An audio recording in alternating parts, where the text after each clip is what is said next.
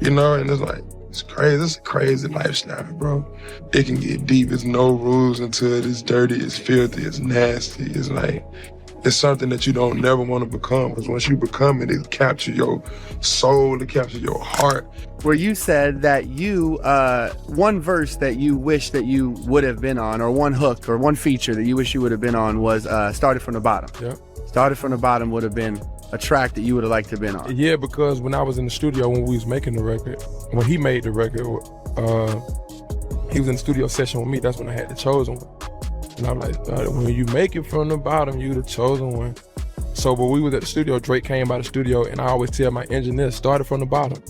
So when I put the beats on, I was like, man, put the beats in. So I always said, started from the bottom. So when I say started from the bottom, he thought I was talking about a song. So when I played Chosen One, he loved the Chosen One, but he was waiting for me in Chosen One to say started from the bottom. So he said instantly, he telling me this story. He bought me a bottle of Louis XIII that I never opened up. Wow. Because of this story, and I'm like, man, I want a bottle, I need publishing. You know what I'm saying? But Drake, that's the homie, and he was like, man, started from the bottom, it stayed on my mind. I instantly got in the video, with the driver and told him put the CD in. I already had the beat, and I just started saying, started from the bottom, and now we here. Crazy. I was like, man, why you ain't tell me in the studio? A lot of people ask me how I'm feeling.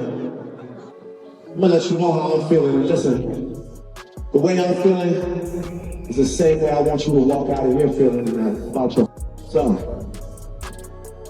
Cause you know how I'm feeling? I got my head up high, my back straight, I'm 10 toes down in Florida, anywhere else I go, and I know that no matter what, it's not a on this earth that can ever put me in my life. And that's how I want you to walk out of here tonight.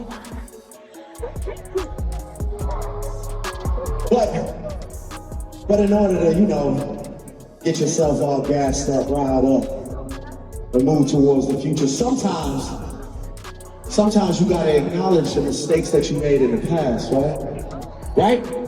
Right? So this is what I want you to do. Everybody in here. Somebody stole some money from you, stealing from you. You know what I mean? You gotta go and do some to a person, you know what I mean? Like, it's back and forth with it. I'm trying to go back and forth.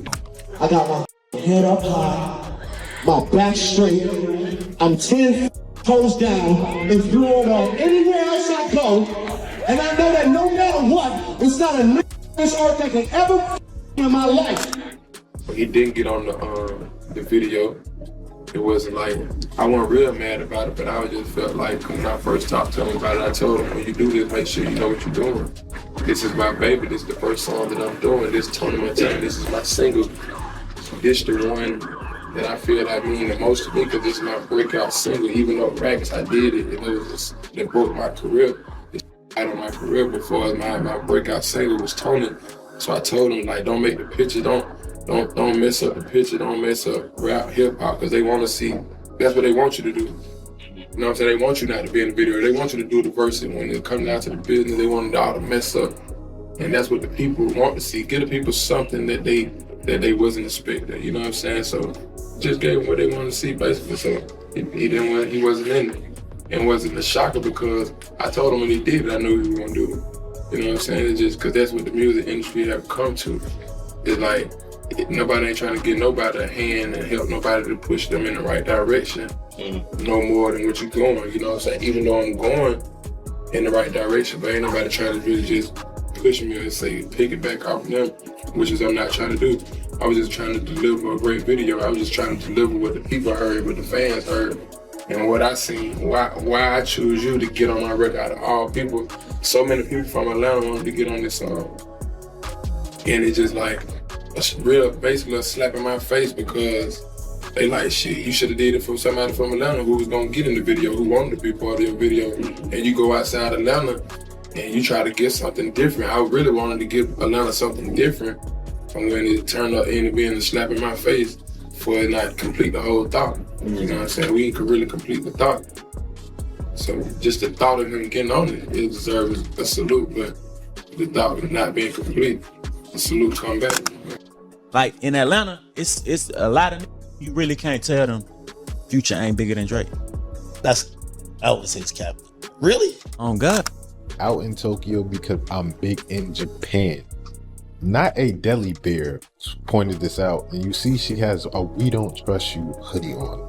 Now, the reason why that's important, because this woman's name is just Tokyo. Out in Tokyo, big in Japan. Now, some people were speculating that's a reach, but it's not. Drake has stated numerous times that he just doesn't say things to say things, and especially about women and name dropping. If you go through her IG, she's posting multiple things with Future, albums, songs, you name it. Now, I can't confirm if this is his assistant, manager, PR person, I don't know. But what I did find out that she used to work with Floyd Mayweather, the champ himself. She was the money team. Like, bro, she even has pictures with Roger Mayweather. Rest in peace. Now, I don't know what her role was in the TMT money team camp, but she was in the camps when he was fighting. And in the beginning of this, Drake says, "Your first #1, I had to put it in your hand." #1 record in the country, Drake and Future. She posted this on her page, so she was around for that time. Listen, if you don't think Drake was going crazy on this diss record, you need to spin it back a few more times. Y'all! Future has officially declared he's done with Drake. Like, done.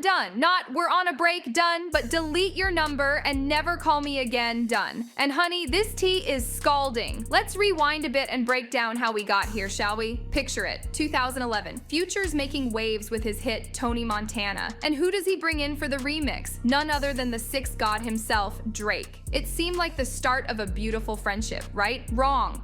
Future spilled to the Source TV that he felt totally betrayed when Drake ghosted the music video shoot. I mean, who does that? It's like agreeing to be your bestie's +1 at a wedding and then bailing last minute.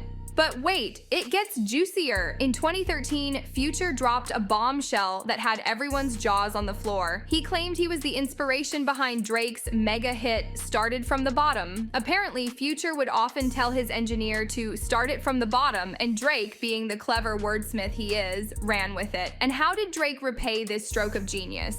With a fancy bottle of Louis XIII cognac. Future was like, I wanted publishing rights, not a bottle. But he played it cool, calling Drake the homie. Oh, if only he knew what was coming. Now, here's where things start to get messy. In October 2013, rumors flew that Future got kicked off Drake's Would You Like a tour. Why? Well, apparently Future threw some shade at Drake's album Nothing Was the Same in a Billboard interview. He basically said Drake's album was full of hits but didn't grab you. Ouch! That's like telling your friend their outfit is nice but not fierce. You know it's not a compliment. Future's team quickly backpedaled, saying the comments were taken out of context and off the record. Future even tweeted, "Respect to Billboard, disappointed on being misquoted. Always love for my friend R. Drake." But the damage was done, honey. Despite all this drama, these two kept collaborating like nothing happened. They even blessed us with their joint mixtape, What a Time to Be Alive, in 2015, and the chart-topping Life is Good in 2020. It seemed like they'd patched things up, right? Well, not so fast. By 2022, the rumor mill was churning faster than a spin class. Their last collaboration, Wait For You, from Future's album I Never Liked You, was a hit, but neither of them seemed too excited about it. They never even performed it live together. It's like when you and your ex both show up to the same party but pretend not to see each other. Awkward. Now here's where things get really spicy. In March 2024, Future and Metro Boomin dropped their joint project, We Don't Trust You. And honey, the tea was scorching. Fans started dissecting the lyrics, looking for dices aimed at Drake. And boy, did they find some. Remember Drake's track More M's with 21 Savage? Well, people now think those lyrics were about Future. Drake rapped, "I could really go 5 hours in the stadium. What happened to that dude claiming OVO? We traded him." Ouch! That's colder than my ex's heart. But wait, there's more. Drake also spit, "Dudes ain't got love for the boy, so they fake it, crack a couple jokes, do some BS on some Snake-ish."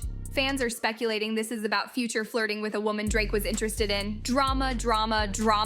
Now here's where it gets really messy. There's speculation that the woman at the center of all this drama works at a Miami club called Booby Trap. Yes, you heard that right, Booby Trap. I couldn't make this up if I tried. But hold on to your wigs because the plot thickens. Some reports suggest it was actually Drake who broke the bro code first by hooking up with one of Future's flings, a woman named Tokyo. Remember Drake's line in Pushin' P where he says, "I'm out in Tokyo because I'm big in Japan"?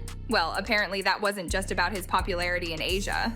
This seems to be Drake's MO though. He's got a history of using women to get back at his rivals. Remember when he threw shade at Serena Williams after clashing with her ex Common? Or when he dragged Nicki Minaj into his beef with Meek Mill? And don't even get me started on how he's been shading ASAP Rocky ever since Rihanna friend-zoned him. But Future wasn't about to take this lying down. On We Don't Trust You, he comes out swinging with lines like, "You a #1 fan, dog? Sneak dissing? I don't understand, dog. Pillow talking, acting like a fed dog."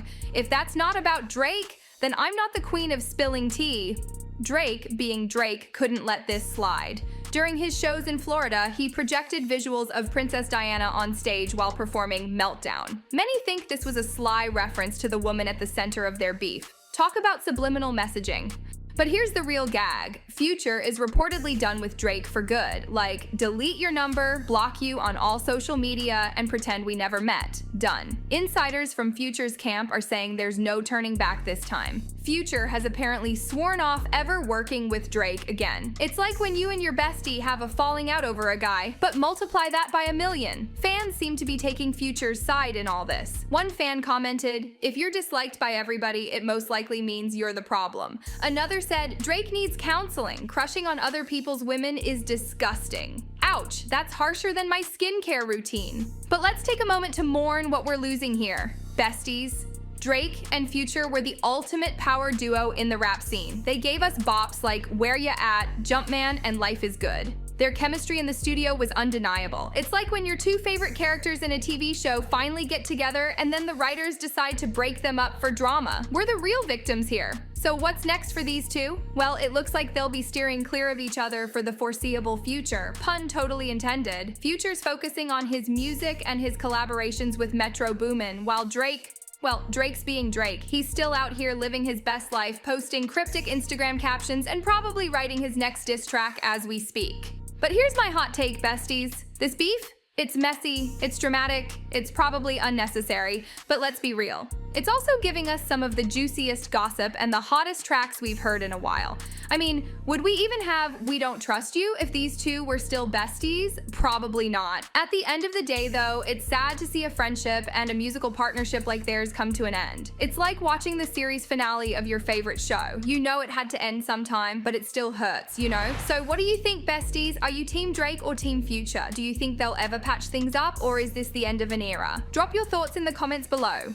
And remember, if you ever find yourself in a Drake and Future situation with your own bestie, maybe take a page out of Elsa's book and let it go. Life's too short for all this drama. Unless you're a celebrity, in which case, please continue. We need something to talk about. Until next time, stay fabulous, stay drama-free unless it's other people's drama, then grab the popcorn. And remember, in the immortal words of Taylor Swift, Band-Aids don't fix bullet holes, especially not in the rap game. Goodbye.